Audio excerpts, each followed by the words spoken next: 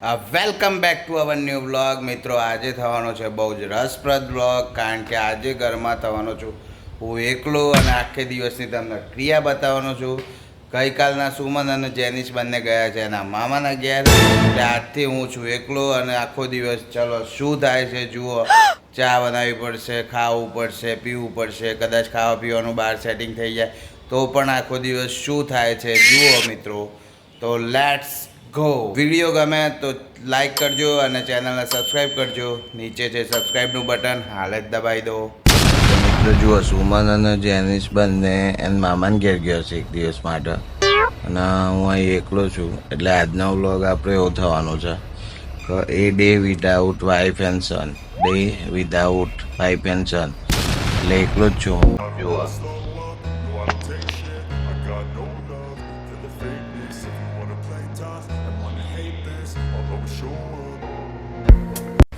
તો મિત્રો જુઓ, હવે સુમનની અંદર આપણે મેળીને આવ્યા છીએ અને એકલો ઊંઘી રહ્યો છું. હજી 7:30 વાગ્યા છે. જોઈએ હવે આખો દારો શું કરીએ છીએ આપણે. ફાઇનલી 8 વાગે હવે એક્ઝેક્ટ હું ગોધરામથી ઊભો થયો છું.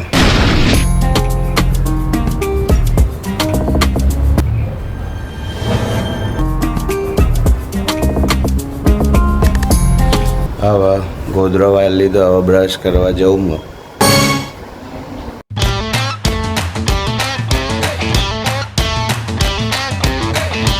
Mano te convocou, talvez cê tá com popo, é vapo, vapo no setor, é vapo.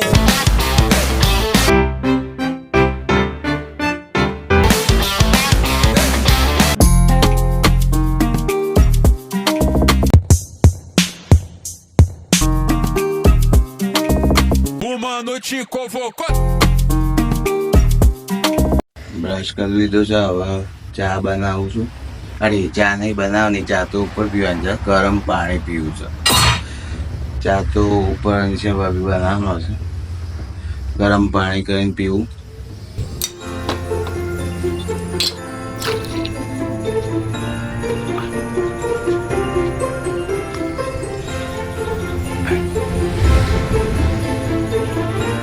આ જેનિશનો ફ્રેન્ડ આવ્યો છે એટલે અમે બે ક્રિકેટ રમ્યા, પ્રેક્ટિસ કરી.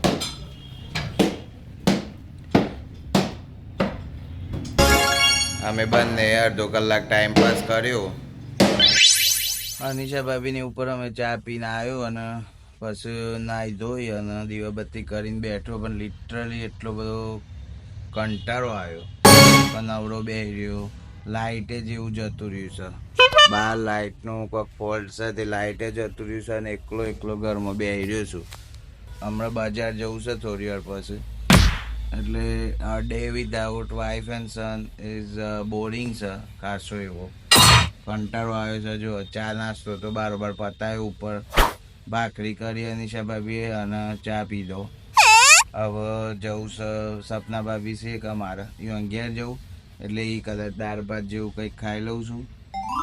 અને જો કદાચ સુમનનો ફોન આવે અમારે તો પાછું એને લેવા જઈએ, એટલે પાછું બેસીને આવીને ચા પાણી કરીને પછી હજી પછી કપડો લેવા જવાનું છે.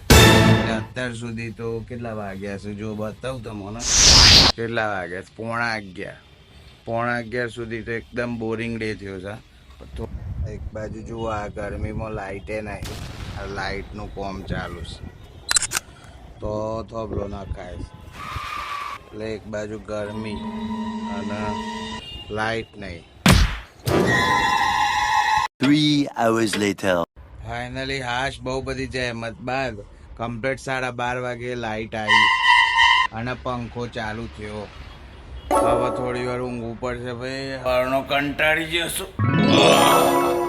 હવે છે ને ઊંઘવું છે કમ્પ્લીટ શાંતિથી, એટલે થોડી વાર હવે હું ઊંઘું છું. થોડું ઊંઘીને ઉઠ્યો એટલામાં સુમનનો ફોન આવ્યો છે લેવા આવો.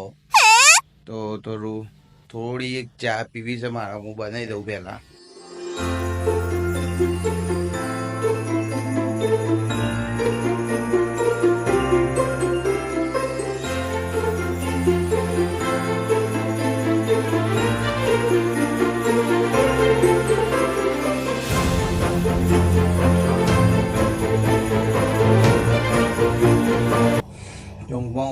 એક્સપિરિયન્સ એવું થયું કે ખરેખર કંટાળી ગયું.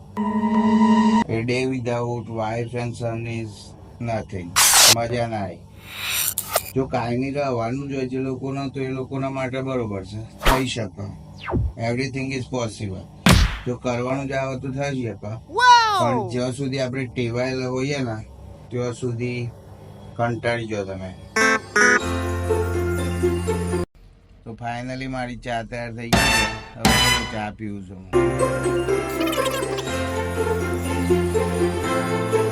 ફાઇનલી સુમનને લેવા નીકળી ગયો છું હું, જેનિસ બંનેને લેવા. આખો દિવસ લગભગ કંટાળ્યા પછી 4 વાગે એક્ઝેક્ટ નીકળ્યો છું.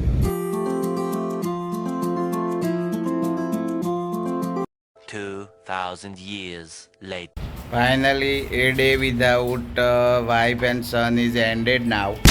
આ સુમલી આઈજી ને આવતા હાથી મને દાટ્યો. એમ કહે છે કે આ બધું વારવું ના પડે ને આવું બધું.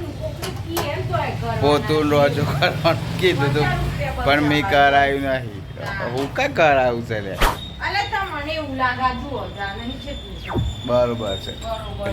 અને જેની છે આવતા હતી રંબા વર્ગી. તો ફાઇનલી અમારો દિવસ પૂરો થયો એકલા રહેવાનો. હવે બધો આવી ગયો જેનિસ ને બધો. અને આવતા હતી તો જો કુંડોમાં પાણી નહીં રેડ્યું ને રોજો ના વારી ને આ ના કર્યું તે કર્યું, બધું કલ બલ ચાલુ થઈ ગયું મિત્રો. તો આ હતો અમારો એક્સપિરિયન્સ. બહુ ખરાબ એક્સપિરિયન્સ રહ્યો. અને મેં આવતા હાથી વર્ગી પડી સોમલીમાં. એટલે હવે મળીએ નવા બ્લોગમાં, ત્યાં સુધી બાય બાય.